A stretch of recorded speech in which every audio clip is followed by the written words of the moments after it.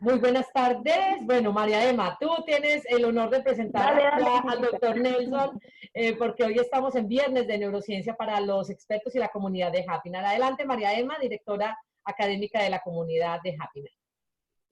Bueno, muchas gracias, Angelita, y bienvenidos a todos los que nos acompañan en esta tarde de Viernes de Neurociencias con Happiness, de todas las personas que nos han referido, porque esto queda expuesto en nuestro canal de YouTube, y todas las personas que se van incorporando a estos viernes, de cada vez más, cada vez crecemos más, y con unos invitados maravillosos. Esta tarde de viernes tenemos a una persona súper especial que nos viene a hablar de la... María Emma, tengo que hacer un alto. Perdón, no se te está entendiendo, María Emma. No se te está ¿No? escuchando. No. Parece que hay un Pero, tema ahí de conectividad. No te preocupes.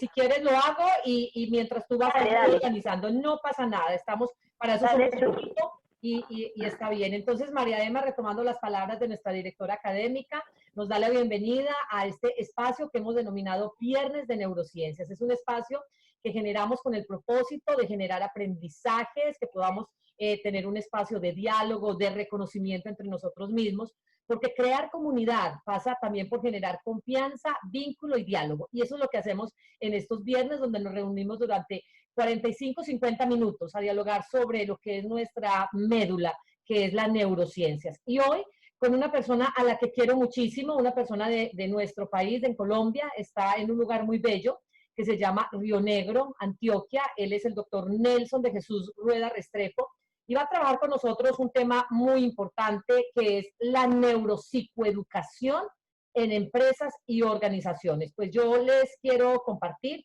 que el doctor Nelson de Jesús Rueda, y digo doctor porque él es un PhD en ciencias de la educación, tiene además una maestría en administración, es especialista en psicología organizacional, es además economista, como le dicen, en algún momento de mi vida fui economista, así a veces lo he escuchado, y recientemente nombrado como el presidente de la Red Global de Mentores, cargo que por supuesto está ejerciendo y he visto mucha actividad en estos últimos días en esta red, Nelson, y a red a la que él ha pertenecido hace ya varios años. Así que para mí es muy importante que una persona como Nelson haya aceptado la invitación para dialogar con nosotros sobre un tema que es de vital importancia, neuropsicoeducación en empresas y en organizaciones. Entonces, pues Nelson, aquí tienes parte del equipo de la comunidad de Happiness. Este video esto lo estamos grabando, por supuesto, y las otras personas también podrán tener acceso a esta información. Vamos dando también la bienvenida por acá a Soraya, a Cristian, a Glenia, que se van integrando a esta conversación. Nelson, bienvenido, esta es tu casa. Bien, muchas gracias ahí y a todos, gracias por su presencia en esta acción de reflexión para el compromiso vital. Quisiera iniciar esta reflexión refiriéndome a un artículo que se había publicado en el New York Times el 23 de marzo del año 2019 y que titulaba La educación digital es para pobres y para los estúpidos. Si alguna vez tuvieron la oportunidad de acceder a este artículo, recordarán que allí se planteaba un capítulo de la exitosa serie Black Mirror. Estaba hablándose del año 2039 y allí de los esclavos digitales. El capítulo, para quienes tengan interés en observarlo y entender lo que voy a hacer como comentario a renglón seguido, se llama 15 millones de méritos. Eso está en Netflix. En ese capítulo, quienes lo vieron recordarán y quienes no pues van a tener la oportunidad de verlo, la vida gira en torno a lograr progresos. Y entonces esos progresos son puntos que se le van dando a las personas para que tengan una mejor condición en su comunidad, que es un gran edificio donde viven todos, porque la vida de cada residente se reduce a una unidad de trabajo productiva en un mundo donde la mayoría de la gente trabaja sobre bicicletas estáticas y allí va generando los puntos. Esto tiene como colofón el plantear que si la educación digital era para los pobres y los estúpidos, lo estaba planteando el New York Times, lo que se estaba estructurando y mostrando es que lo que se validaba fundamentalmente por las personas de los estratos altos de Estados Unidos era la eliminación definitivamente de las tecnologías y de estos medios como los medios para la educación. Porque de lo que se trataba fundamentalmente era de valorar el trato humano de calidad en los consultorios, en los hospitales, en las escuelas, etc. Porque aquí era donde estaba el poder real de la riqueza y no en los móviles y en los aparatos electrónicos. Todo esto confrontado pues con el artículo de New York Times, planteaba que un estudio sobre el desarrollo cerebral por varios institutos federales de salud sobre 11.000 niños mostraron que aquellos que pasan más de 2 horas al día frente a una pantalla de algún dispositivo obtienen calificaciones más bajas en el colegio que los otros que habían leído al menos un libro. Y el estudio asegura que los cerebros de ambos tipos de estudiantes son diferentes. Es decir, que la exposición regular a las pantallas adelgaza la corteza cerebral. Y entonces, cuando Angelita me invitaba a esta conferencia, a esta charla, a este conversatorio con ustedes, evocaba este artículo porque finalmente nos imaginábamos que un año después de haber sido publicado ese artículo, todos tuviéramos que estar exactamente pegados de las pantallas para poder procesar, para poder entender y para poder progresar en este minuto de la vida. Y esa quisiera que fuera la primera gran reflexión, que ustedes se quedaran hoy con ella. Y es si la educación digital es realmente para pobres y para estúpidos, o qué va a pasar con los cerebros de los seres humanos a partir de este nivel de existencia, de este nivel de realidad que hay nosotros. Bien, podría sonar a tema ajeno a lo que vamos a conversar, sin embargo era la manera de introducir. Bueno, entremos pues en materia. La vida me regaló a mí la fortuna de ser alumno del doctor Roberto Rosler, que es un médico neurocirujano egresado con diploma de honor de la Universidad de Buenos Aires y profesor de neurofisiología, neurociencias, neuroanatomía, neurología y neurocirugía. Y de él aprendí los símiles que les voy a contar a partir de lo que vamos a empezar a conversar. Un gran pensador, que es Alejandro Bullón, decía que la vida es como un escenario. Abrimos el telón y vemos los dramas, vemos las luchas, vemos los conflictos y las búsquedas incesantes de los seres humanos. Entonces, trasladen su imaginación a ese escenario de la vida. Un escenario que está pleno de información, donde cada uno de nosotros tiene que implicar su memoria y sus pensamientos. Y hay un mundo exterior en acción y ese mundo está demandando totalmente nuestra atención. Entonces, está pidiendo que focalicemos nuestra atención. Y si ese escenario lo entendemos como nuestra memoria de trabajo, y esa memoria de trabajo actúa en un pequeño escenario donde los actores se mueven, entonces los seres humanos somos seres en límite de entrada. Si somos seres en límite, entonces tenemos que entender que en el límite surge la posibilidad. Pero por ahora, detengámonos un segundo en el hecho de que somos seres en límite. Los actores de nuestro símil representan esa información consciente que retenemos con nuestra atención. Y esto lo retenemos como actores que van entrando a un escenario, unas veces por un lado del escenario, otras veces por otro, como información sensorial. Y esa información capta nuestra atención. Y vamos poniendo la atención de tal manera que la atención finalmente termina dispersándose. ¿Por qué? Porque el mundo exterior nos compenetra, las memorias que traemos vienen entonces a validar o invalidar lo que estamos viendo y escuchando, y nuestros pensamientos reactivos a justificar aquello que estamos escuchando. ¿Me hago entender? En el ser humano existen 3 sistemas cerebrales. Un sistema instintivo, que es un sistema muy reactivo, un sistema emotivo, emociones al 100, y un sistema finalmente neocortical o de cognición interpretativa. Por excelencia, somos seres reactivos. Y como somos por excelencia seres reactivos, es decir, lo primero que hacemos es que ante un estímulo respondemos con una respuesta. Lo segundo es que dedicamos nuestro pensamiento a justificar por qué reaccionamos como reaccionamos.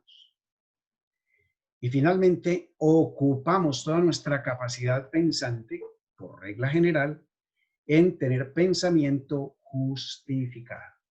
Es decir, que el espacio que queda para el pensamiento analítico es bien breve. Entonces, cuando estamos hablando de escenario, actores y audiencia, los actores representan esa información consciente que retenemos en nuestra atención, es decir, lo que tenemos a primer nivel. Y la audiencia representa nuestros propios pensamientos, nuestras propias memorias y nuestras propias ideas. Y el escenario termina por ser ese lugar en el que nos estamos focalizando en todo momento y que contiene toda la información que proviene del mundo exterior, es decir, de nuestras memorias y de nuestros pensamientos y de cualquier combinación que se dé de memoria, pensamiento e información del mundo exterior.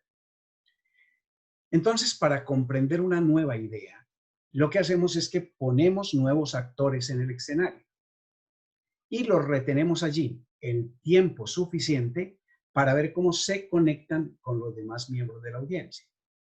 Entonces, mucha atención con lo que acabo de plantear, porque lo que hacemos siempre es que a la nueva información, en lugar de permitirle fluir como una nueva información para generar una construcción, lo que hacemos es que la retenemos para confrontarla. Entonces empezamos a confrontar con los contenidos que hemos ya acumulado. Y es eso lo que hace que nos volvamos tan resistentes al cambio, y es eso lo que genera que los seres humanos tengamos tanta dificultad para incorporar las nuevas cosas. Y esto desde el punto de vista del comprender una nueva idea. Ahora, si se trata de tomar una nueva decisión, entonces, ¿qué hacemos? Mantenemos los actores en el escenario y los comparamos entre ellos, haciendo juicios de valor.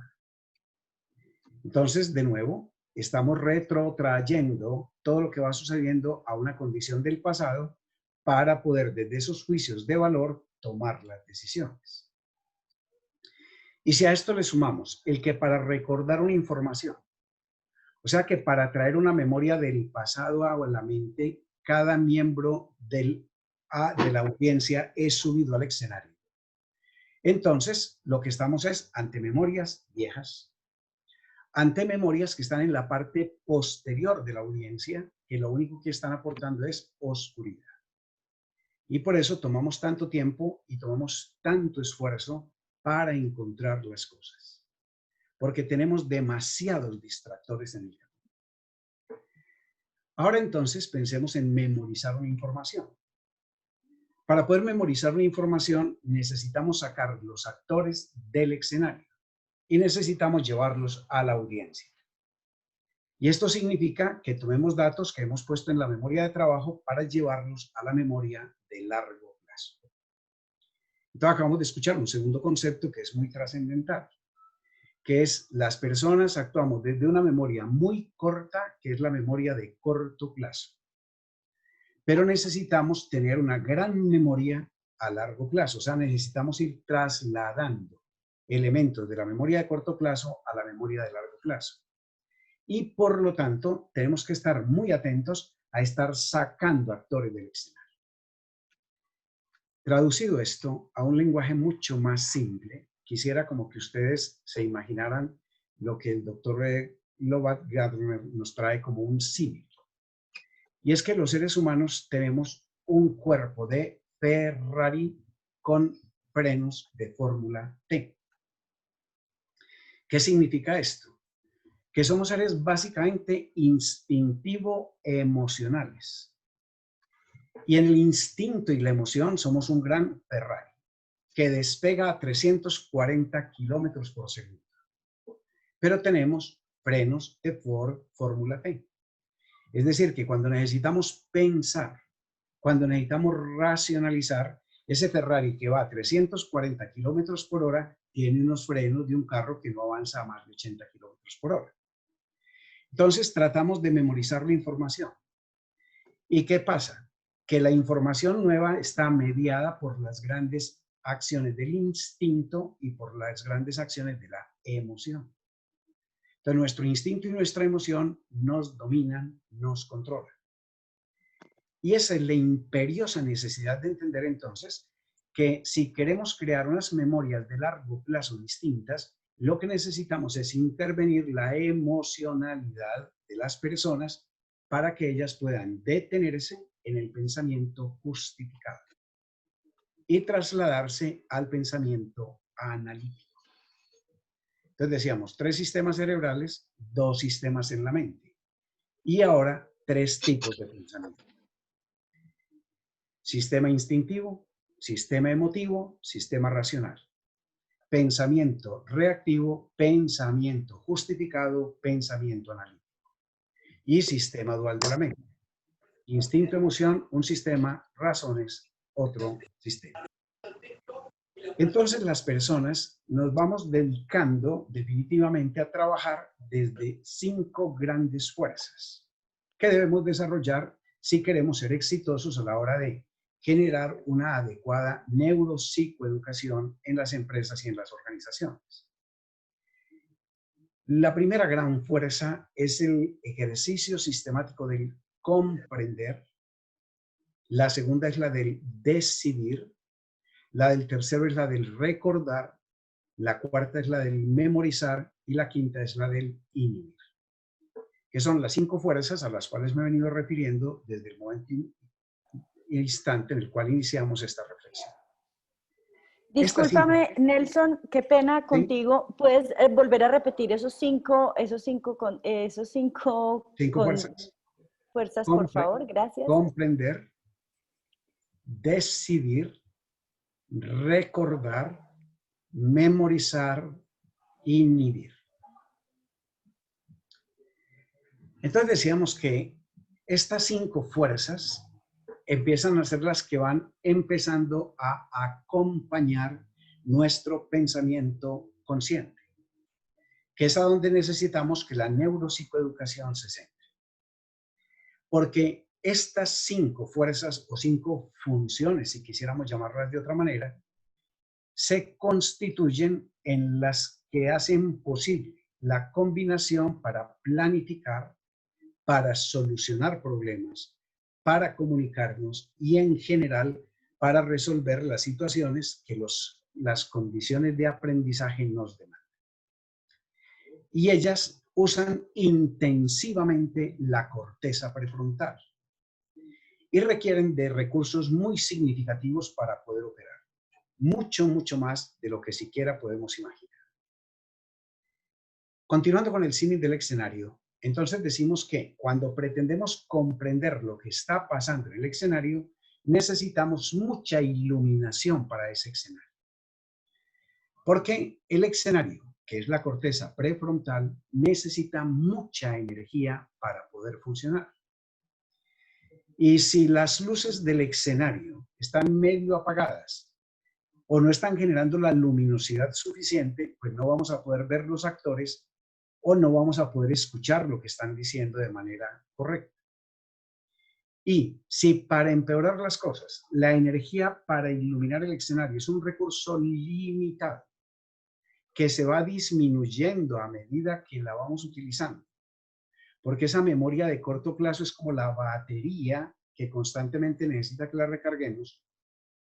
Entonces, realizar cualquier tarea de aprendizaje o cualquier tarea de gestión para la acción se vuelve muy generadora de cansancio.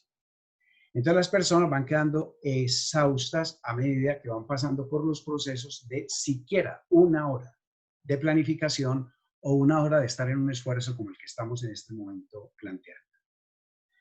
Por eso el cerebro del ser humano es tan mágico y tan poderoso, y lo que va haciendo es que va dejando todo lo que se va rutinizando como un asunto mecánico que va quedando en la memoria acá.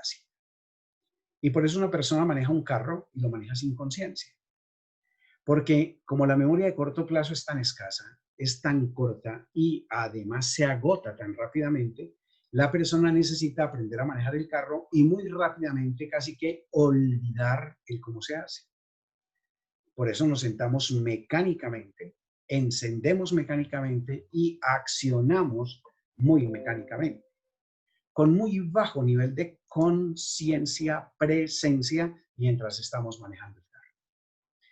Entonces, ¿eso qué está significando? Que el cerebro está funcionando con base en unos ganglios que van demandando que nuestras actividades rutinarias no requieran mucha atención para que la mente pueda estar activa en otras cosas. Y esos ganglios se van haciendo muy eficientes en el manejo de la energía. Pero van tomando el comando. Entonces, al tomar el comando, los seres humanos nos volvemos mecánicos en la mayoría de las situaciones de la vida. Repito, esto es bueno desde una orilla, no es tan bueno desde otra. Porque cuando tenemos que explicar, normalmente no recurrimos a la racionalidad, sino que recurrimos a la justificación.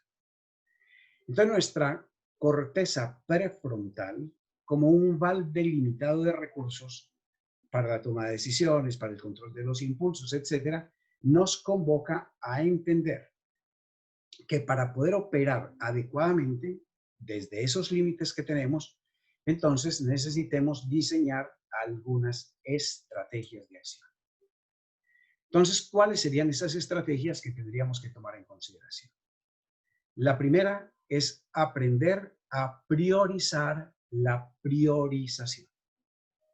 Suena como a buscar rima, pero lo que estamos diciendo es que si sabemos cuán hambriento de energía está nuestro escenario y conocemos cómo cada mañana el cuerpo nos demanda priorizar, entonces lo primero que tenemos que hacer es aprender a priorizar las condiciones de vida y las condiciones de aprendizaje. Porque priorizar es uno de los procesos cerebrales más hambrientos de energía. Por eso las personas normalmente no se dedican a hacer planes de trabajo ni a proyectar cosas. Entonces ahora necesitamos lograr que pocas actividades mentales sean las que queden para que consuman los mayores recursos que tenemos. Desde ese priorizar, entonces empezar a entender que hay algunos actores que son más difíciles de llevar al escenario. Y esos actores que son más difíciles de llevar al escenario son aquellos que se refieren con las emociones negativas, con esas emociones que nos constriñen, con esas emociones que nos limitan. Entonces necesitamos generar emocionalidades expansivas. Y para generar esas emocionalidades expansivas, si estamos hablando del educar, entonces tenemos que pensar en aquello que se haga placentero para el trabajador o placentero para la persona en situación de aprendizaje. Y en principio, iniciar con una triatlón de actividades mentales que hagan que la persona se pueda reír, que la persona pueda disfrutar lo que está haciendo, que la persona pueda retrotraerse de las emocionalidades restrictivas para entrar en actividades expansivas. Para lograr esto, es muy poderoso traer al mundo de la presencia en el escenario imágenes. Por eso se insiste tanto en que en la neuropsicoeducación lo que debemos trabajar es desde historias que evoquen lecciones, valores, principios, etcétera, y que para las personas se hagan supremamente gratas. Y en segundo lugar, tenemos que aprender a sacar cosas de la cabeza. Y para sacar cosas de la cabeza, lo primero que deberíamos hacer es entender que somos observadores que observan lo observado. Es decir, aprender a entender que hay una serie de circunstancias en la vida a través de las cuales nosotros nos implicamos como si fuéramos nosotros. Ejemplo, alguien hace un juicio de ti y tú te apropias del juicio como si ese juicio fueras tú, pero tienes que aprender a sacar el juicio de tu cabeza. Y es entender que el juicio le pertenece a la persona que lo emite, no a ti, que es sobre quien está siendo emitido. Cuando la cabeza se nos llena de juicios, entonces quedamos en prejuicio que nos impide enfrentar la nueva realidad. Y entender que un juicio es un acto de declaración de alguien que desde su interpretación dice lo que dice, pero que yo puedo interpretar reinterpretando y escuchando desde un lugar distinto. Implica, por tanto, que no dejemos agotar la batería en asuntos que no son trascendentes y que lo que hagamos sea llenar a la corteza prefrontal de sorpresas. Entonces, algunas sorpresas podrían ser: enseñémonos a priorizar cada vez, y cuando la persona empiece a entrar en situación de aprendizaje o nosotros mismos estemos en situación de aprendizaje, entonces empezar a reservar energía para esas actividades que definitivamente son mecánicas. Entonces estoy diciendo que separemos las actividades de tal manera que todo eso que nos lleva a procrastinar, es decir, a aplazar lo que es desagradable para darle posibilidad a lo que es agradable, lo convirtamos exactamente en lo contrario. La gran sorpresa para nuestro cerebro será: vamos a atacar ya lo que nos es desagradable, porque le vamos a quitar la atención y se la vamos a dejar a lo que va a ser definitivamente después importante, es decir, la nueva información, la complejidad de nuevas ideas, en la resolución de nuevas situaciones, etc. Si me escuchaste, lo que dije fue: convirtamos los escenarios cada vez en pequeños escenarios, donde enfrentemos, dije primero, desde lo agradable, pero en segundo lugar, donde enfrentemos muy rápidamente las situaciones que complejizan. Y para lograrlo, lo que hacemos es modificar el lenguaje. No volvemos a utilizar, por ejemplo, la palabra difícil. Reemplazamos la palabra difícil por la palabra complejo. Porque cuando decimos difícil, las conexiones neuronales se limitan. Pero cuando decimos la situación es compleja, los axones se abren. Porque un cerebro al que se le plantea una complejidad automáticamente busca las funciones o las variables que hacen que la complejidad se pueda resolver. Ejemplo, si decimos el ser humano es muy complejo y automáticamente nos preguntamos, ¿pero en qué radica la complejidad del ser humano? Que es un cuerpo físico, es un cuerpo emotivo y es un cuerpo espiritual. Muy bien. Entonces, ¿cuáles son los componentes del cuerpo físico? Y automáticamente vamos a los sistemas que constituyen el cuerpo físico. Esos pequeños escenarios van haciendo entonces que el aprendizaje vaya haciéndose mucho más fácil.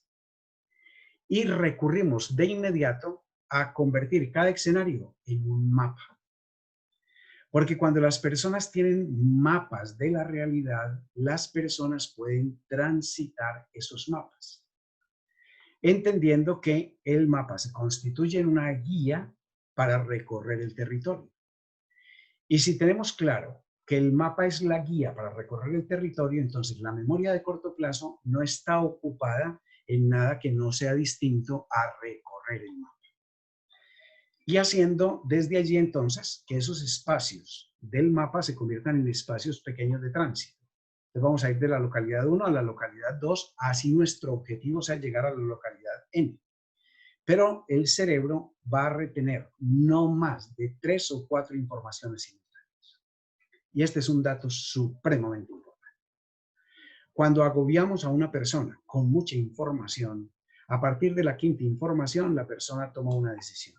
O se bloquea, o sencillamente deja de atender a lo urgente, a lo importante, perdón, para dedicarse a atender a lo urgente. Entonces, el mapa debe rodearse de simplificaciones. Esto significa que fragmentemos la información en trozos para que se vuelva cada trozo más fácilmente recorrible, más fácilmente evaluable. Esto que acabo de decir, ustedes lo podrían entender muy fácil. Si le digo el siguiente número para que lo recuerden, por favor, en 5 segundos. 84, 52, 39, 08, 32. ¿Qué sonó? ¿Qué quedó? Estoy seguro que quedó 84 y 32. O sea, las dos puntas. Pero el centro lo perdimos.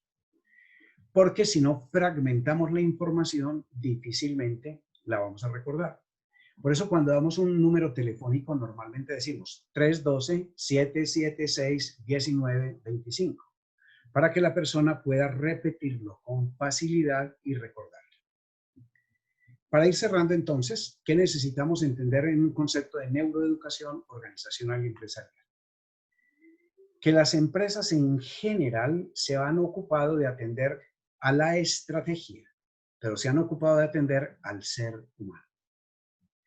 Las empresas se han ocupado muy bien de finanzas, mercadeo, producción, etcétera, pero se han olvidado que detrás de finanzas, producción, etcétera, hay seres humanos. Y que es el actor, ser humano, el actor que hay que cuidar con mayor atención en el escenario. Para que desde allí, entonces, las personas puedan aportar desde su emocionalidad a la racionalidad que las situaciones ameritan. Si hemos dicho que somos seres, instinto, emoción, la mayor parte del tiempo, y muy pocas veces razón. Entonces el neuroaprendizaje lo que dice es, venga, convoquemos las emociones para que podamos danzar hacia las razones. Posibilitemos los espacios de catarsis emocional para que podamos ir a los espacios racionales. Entonces es romper las limitaciones y desde allí entonces empezar a entender que eso de que el ser humano es simultaneidad es falso. El ser humano es linealidad. Y entonces, cuando la dualidad emerge, necesitamos que la persona precise su atención y no la divida. Y entonces, desde ese lugar, las personas no son confrontadas desde las emociones a luchar o a huir, sino que son convocadas a estar presentes.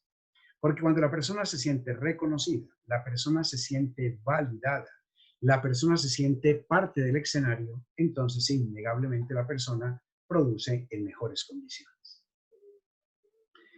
Pero para lograr todo esto que acabo de plantear, no sorprendamos a las personas, creémosles primero contextos para que desde allí ellas puedan desarrollar los textos. Es decir, coloquemos la información en los escenarios de la mejor manera posible. Traducido a un lenguaje empresarial es que la persona sepa qué se espera de ella y cómo va a ser medida. Porque a partir de que ella sepa qué se espera de ella y cómo se va a medir, entonces ella sabe cómo centrar su atención, no le da sorpresas a la corteza prefrontal que consuman su energía y sencillamente automatiza lo que tiene que automatizar y le pone atención a lo que tiene que poner atención. Y evitemos en la medida de lo posible todo tipo de distracciones externas. Es decir, llevemos a las personas a que puedan estar en ambientes donde la cantidad de información que no es relevante se evite. Y entreguemos la información que en esencia pura la persona necesita. Recordemos que hay grandes impulsadores de la distracción y que esos impulsadores de la distracción tienen que ver mucho con las memorias emocionales negativas. Es decir, esas condiciones donde las personas pasan unos roles sistemáticos de víctima a victimario, generando unos bucles donde la persona entra en acción defensiva. Entonces, evitemos retrotraer el pasado como una condición de conversación. Aceptemos que las cosas son principio de realidad. El principio de realidad es aquello que no podemos cambiar. Y que a partir de allí lo que necesitamos es entrar al principio de posibilidad. Empecé diciendo que éramos seres en límite, pero ahora tengo que concluir diciendo que somos seres en potencial. Donde hay un límite, hay una potencia. Pero para que la persona pueda llegar a encontrar esa potencia, tiene que venir a presencia.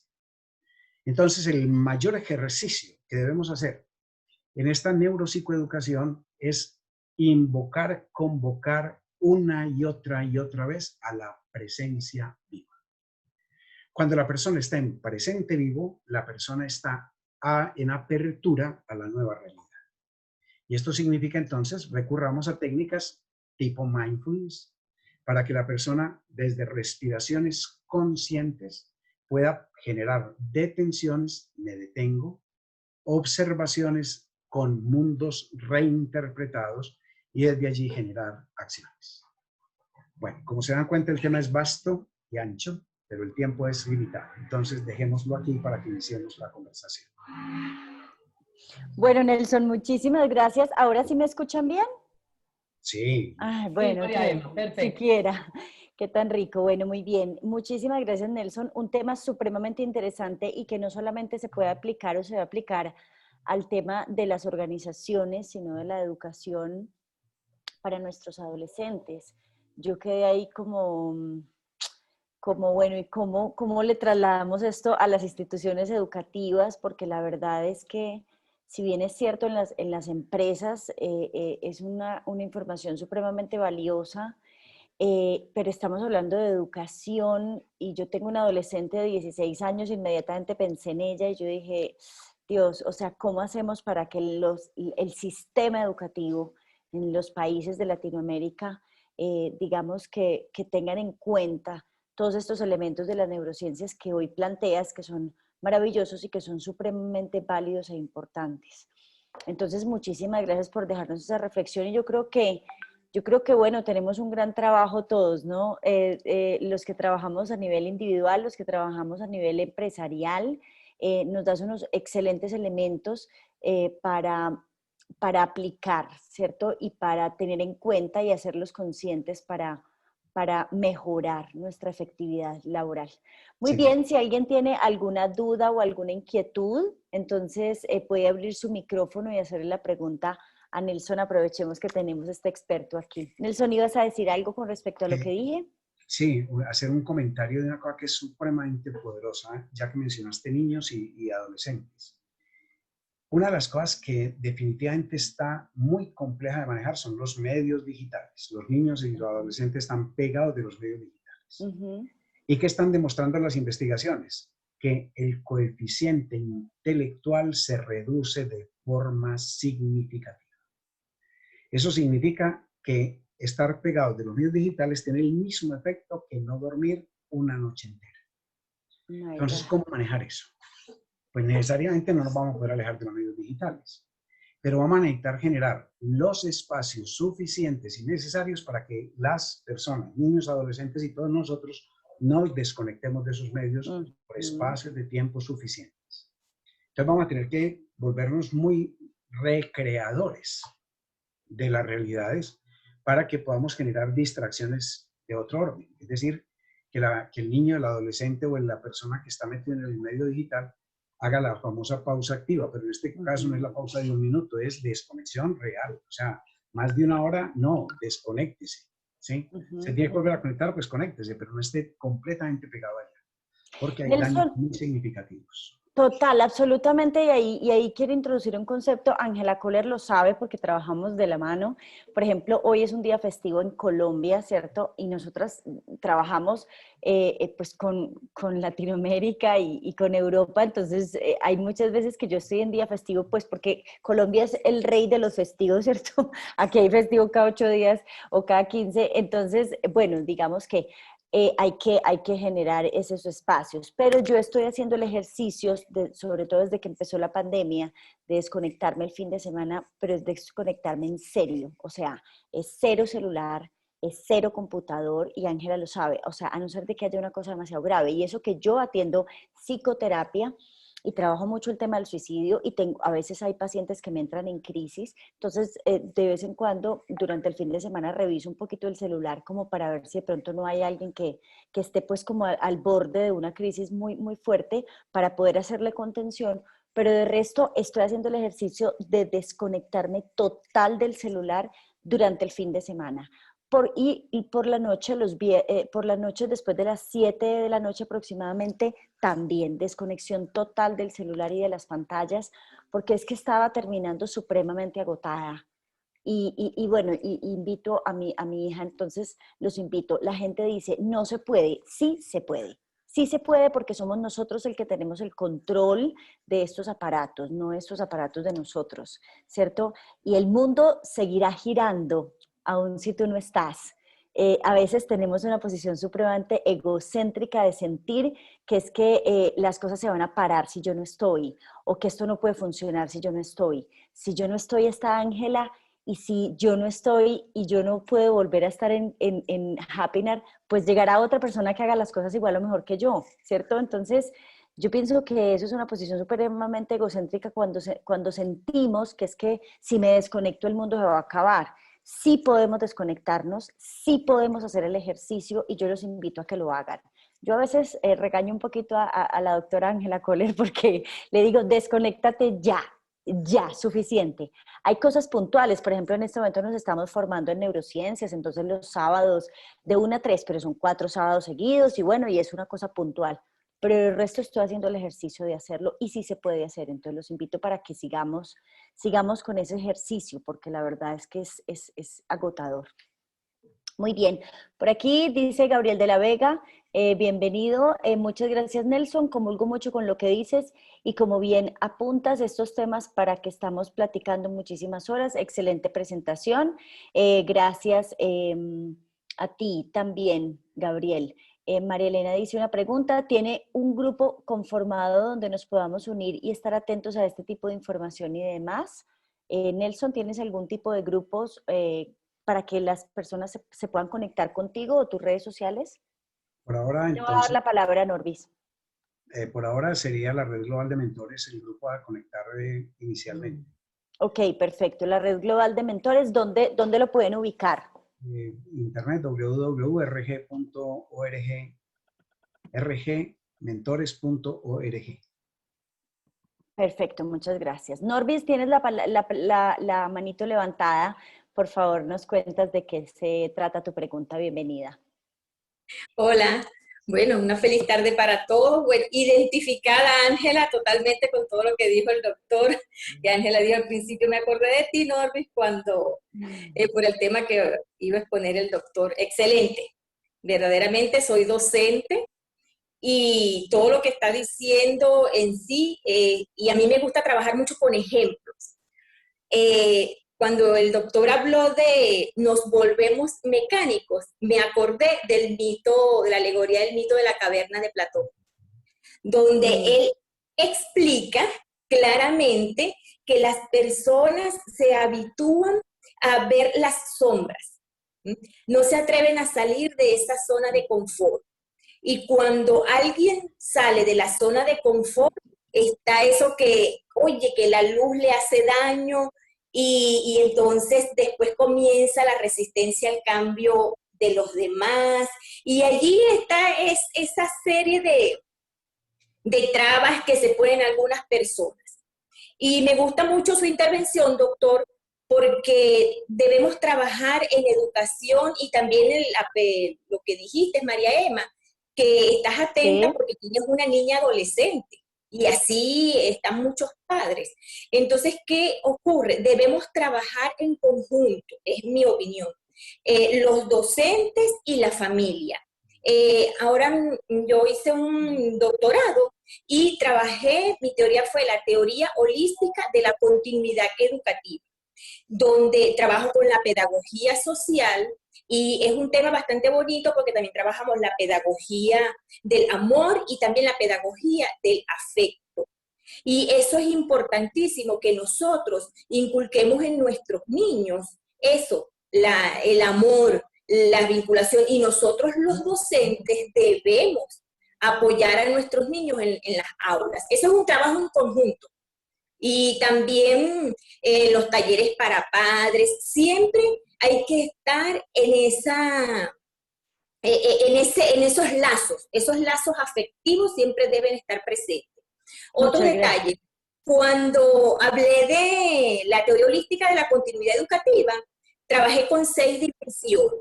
Y por eso es que me identifico bastante con la ponencia del doctor, porque las dimensiones las trabajé desde lo familiar, lo cognitivo, corporal, social, espiritual y emocional. Y fue un tema importante que tomó el doctor, y nosotros en nuestros espacios debemos ser líderes. Hablo como docente, que siempre debemos estar, generalmente debemos tomar el liderazgo y tomar conciencia y salir de esa zona de confort, porque siempre vamos a encontrar resistencia al cambio. Pero si una persona logra salir de allí de la caverna, como lo describió Platón, bueno, va a haber muchas transformaciones. Tenemos que ser los primeros en salir allí al frente, en tomar la batuta. Y Así a es, nosotros Norby. tomar, dime, Así. sí, y a nosotros tomar esa batuta, por supuesto que van a muchos detrás de nosotros. Bueno, gracias, María. Muy bien, gracias, Norbis, muchísimas gracias. ¿Me están escuchando bien?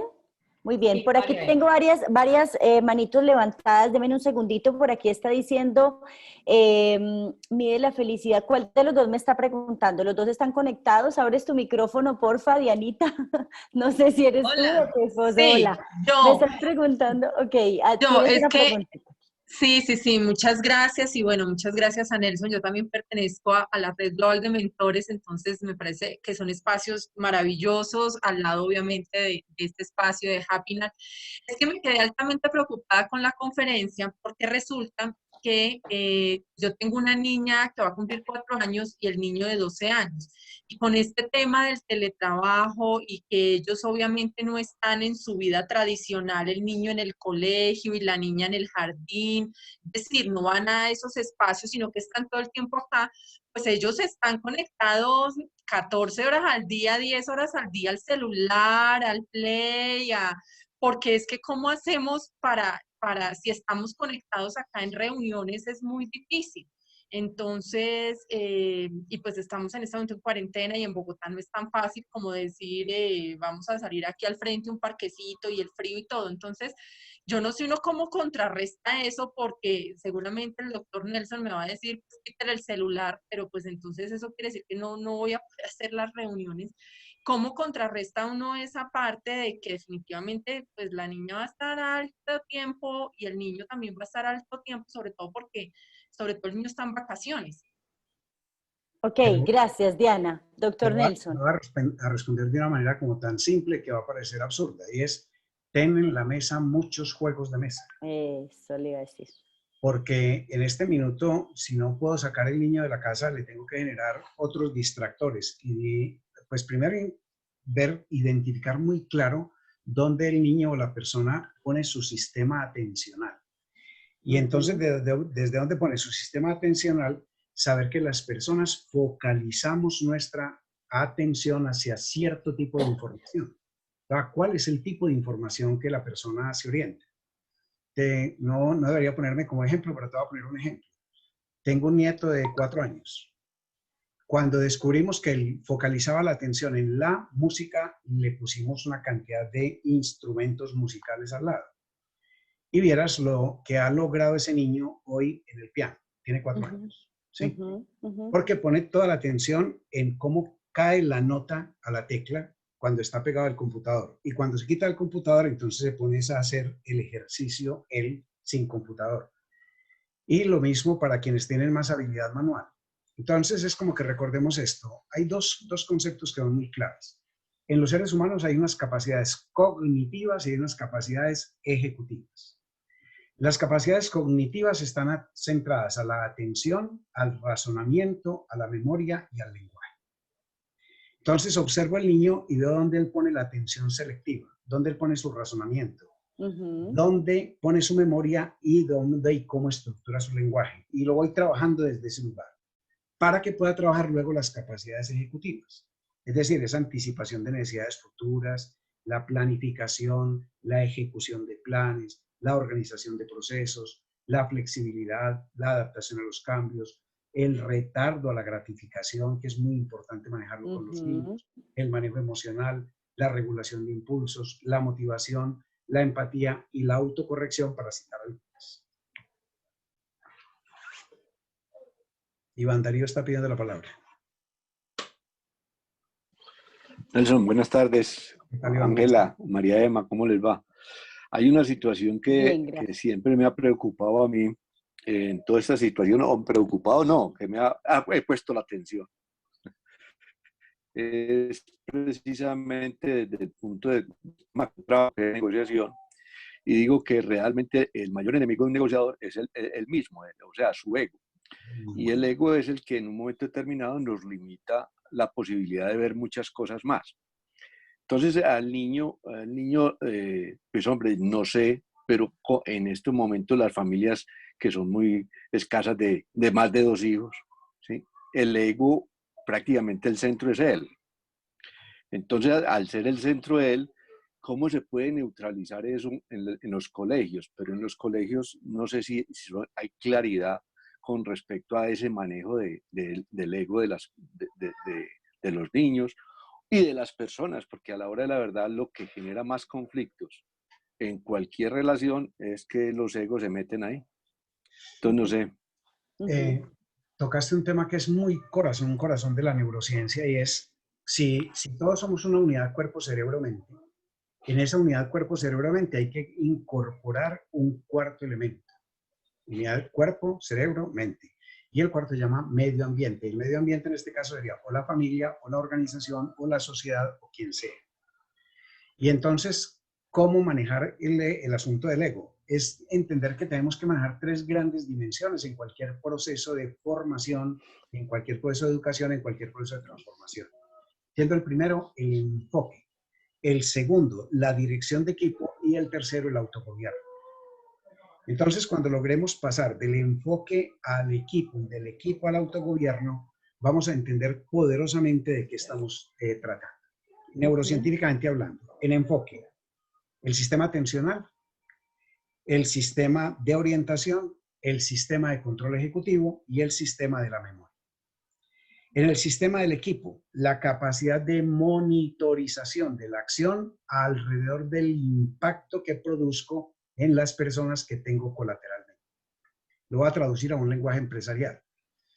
Yo no soy competente, yo soy talentoso. Y me hago competente si y solo si soy capaz de integrar de manera adecuada mi talento al equipo.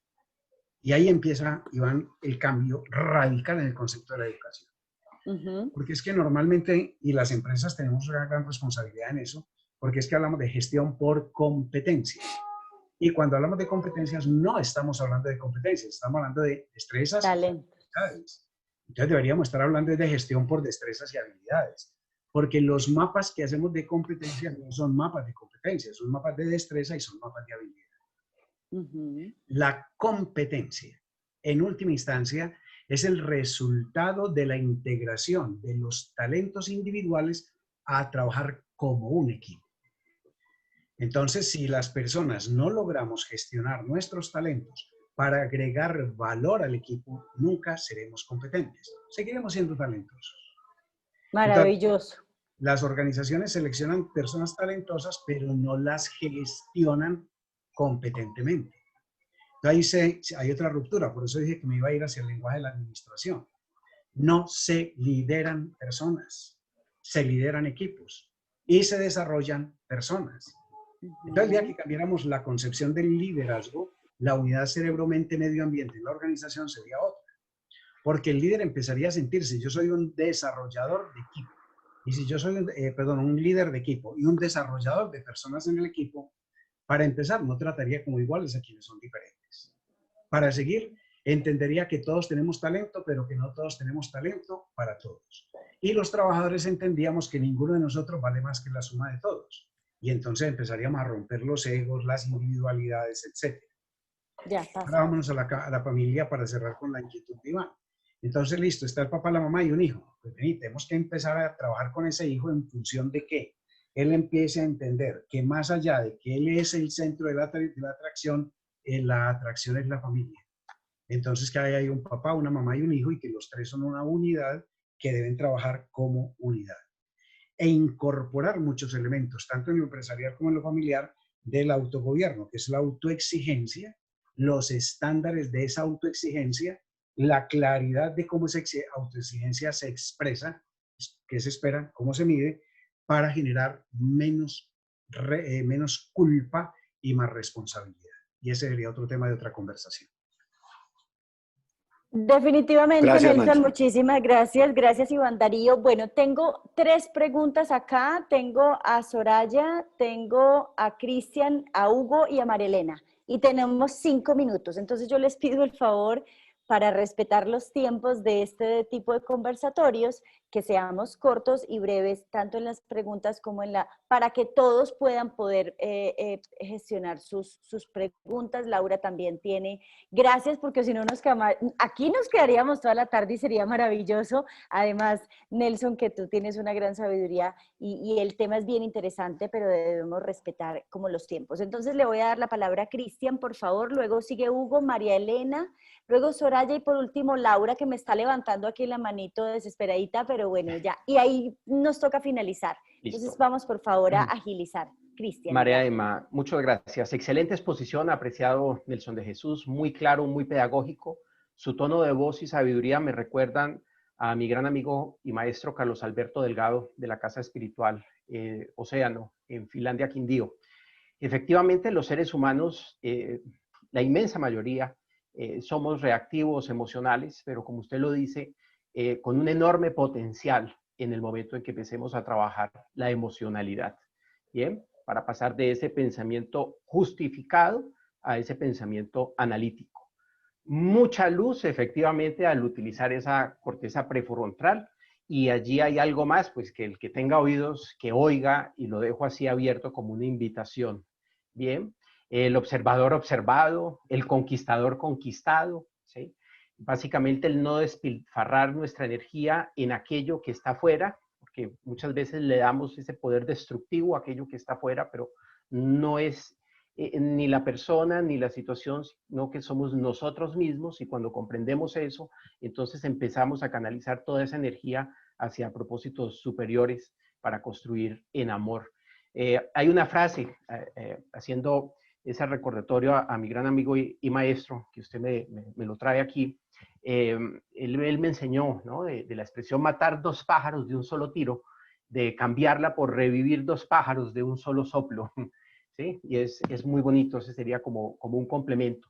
Excelente, y me encantaron sus traducciones de esa sabiduría al llevarlas al mundo organizacional, al mundo empresarial, porque yo creo que allí usted con lo que hace está llevando luz a esos lugares. Mi gratitud y aprecio enorme.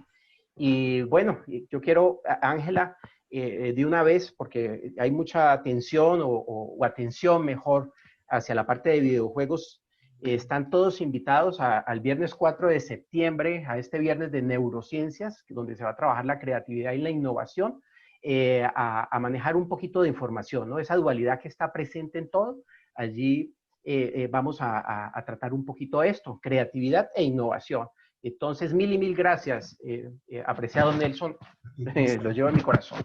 Gracias, Cristian. Muy interesante tu aporte. Sigue Hugo, en el orden. Buenas tardes, amigo y mentor y todo el público asistente. Una inquietud, recién ingresaba cuando estabas empezando, planteaste, hiciste notar sobre un video en Netflix, algo así, bien importante, pero no alcancé a tomar nota, lo he colocado ahí en el chat, pero como que los demás compañeros tampoco lo agarraron. Entonces, a ver si nos lo recuerdas, ¿cómo llama? El programa es Black Mirror. Ajá. El capítulo se llama 15 millones de méritos. Perfecto, perfecto. Y la segunda, 15 millones de méritos. Gracias, Nelson. De méritos. Y la segunda, bien interesante, vengo conociendo, no solo en Red de Mentores, sino en otras partes, me conocen Nelson, soy algo inquieto, sobre cibernética social proporcionalística, donde el sociólogo brasilero Valdemar de Gregori plantea igualmente para la educación y para todos los escenarios que desarrollamos 3 cerebros, ¿ya? El cerebro derecho, izquierdo y el cerebro central, y que en la medida de que los tengamos en equilibrio es que podemos desarrollar con buenos resultados pues, todas nuestras funciones. ¿Cómo se liga esa teoría, que además la has escuchado, de esos 3 cerebros con la neurociencia? Gracias, Nelson. Muchas gracias. Digamos, para decirlo muy, muy brevemente, que en los viejos tiempos de la neurociencia, cuando no teníamos los conocimientos que hoy tenemos, dividíamos el cerebro en 3 pedazos y decíamos derecho, izquierdo y ya. Hoy lo que decimos es, tenemos conexiones neuronales y esas conexiones son múltiples, y lo que necesitamos es que el ser humano genere la mayor cantidad posible de conectores. Y no entramos en la discusión de si es frontal, si es basal, si es lateral izquierdo, etcétera, etcétera. Digamos lo que hoy pensamos que Es un solo cerebro con tres grandes motores, un motor instinto, un motor emoción y un motor razón. Muchísimas gracias, Nelson. Muchas gracias. Muy bien, en orden sigue María Elena. Abres tu micrófono, María, por favor.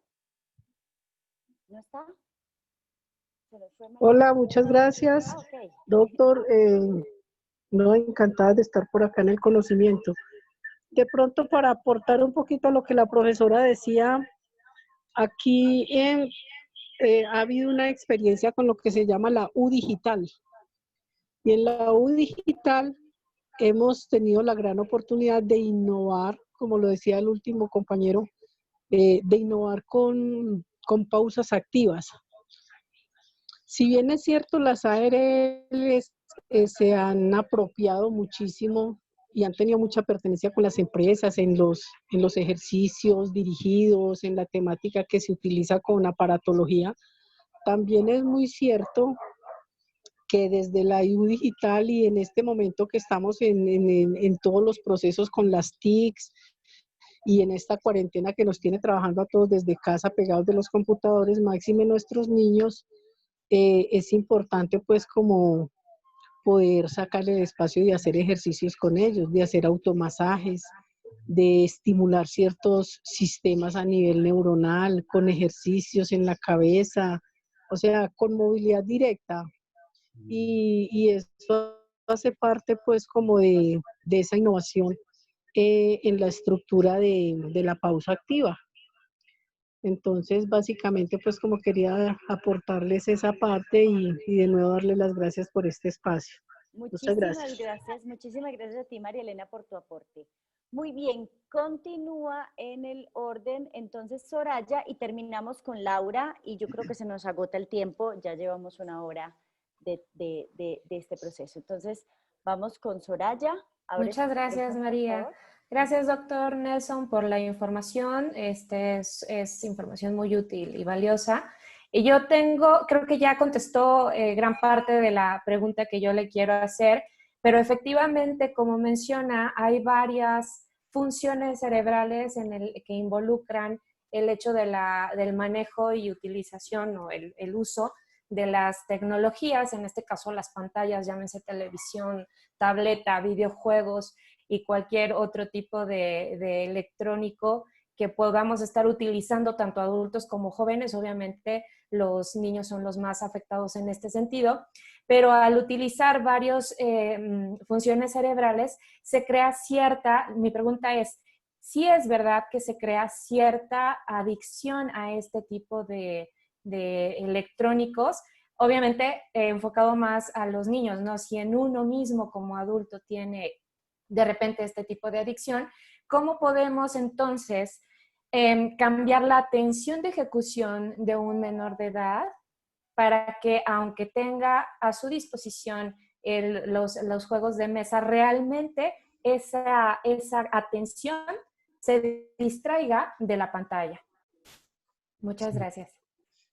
La adicción es innegable.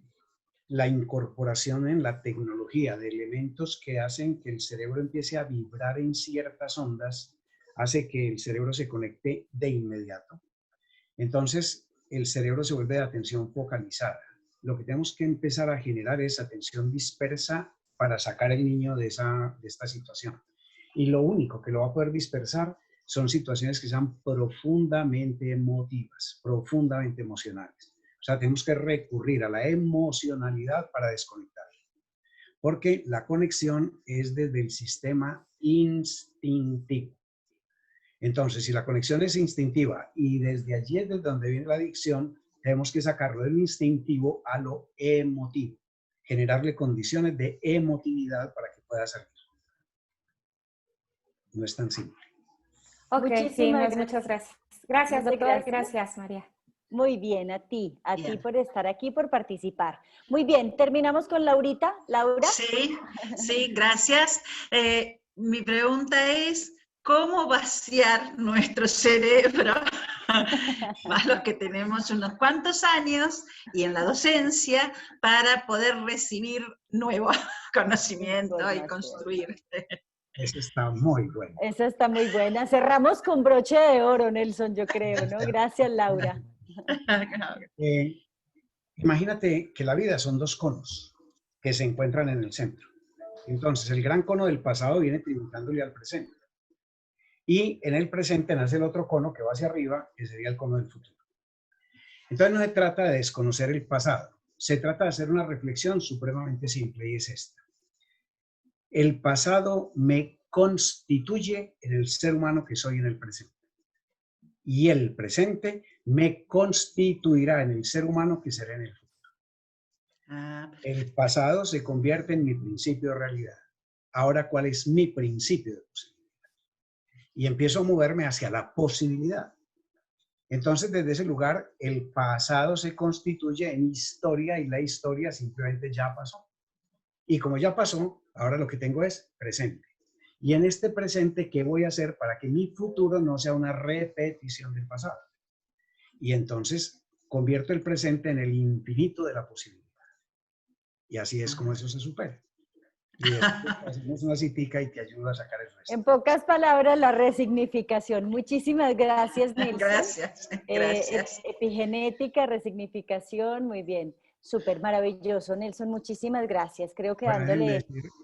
déjenme decir una frasecita final para que... Claro, por favor. Si seguimos la historia de las empresas, hoy la vida de una empresa en promedio, mediana y pequeña, es de 20 años. Y la de las grandes corporaciones, 50 años. Si comparamos la sobrevida de la longevidad humana con las empresas, nos damos cuenta entonces que en general las empresas hoy están en el nivel de vida del hombre de Cro-Magnon. ¿Y cuál es la causa entonces de esta temprana extinción? Es el hecho de que directivos y líderes de las empresas enfocan su atención en productos, servicios, marketing, etc. Y se olvidan que una empresa es una comunidad de seres humanos unidos con el único fin de asegurar su propia supervivencia. Y entonces cuando ellos aseguran su supervivencia, aseguran la del grupo que integran. Y cuando aseguran la del grupo que integran, aseguran la de la empresa. Entonces es muy importante que los líderes empiecen a entender que hay que neuroliderar. Muchas gracias. Bueno, maravilloso este espacio, Nelson. Muchísimas gracias. Alejandra Posada por aquí también nos dice en el chat, un camino para vaciar nuestro cerebro es entregarnos a la risa. Totalmente, Alejandra, de acuerdo contigo.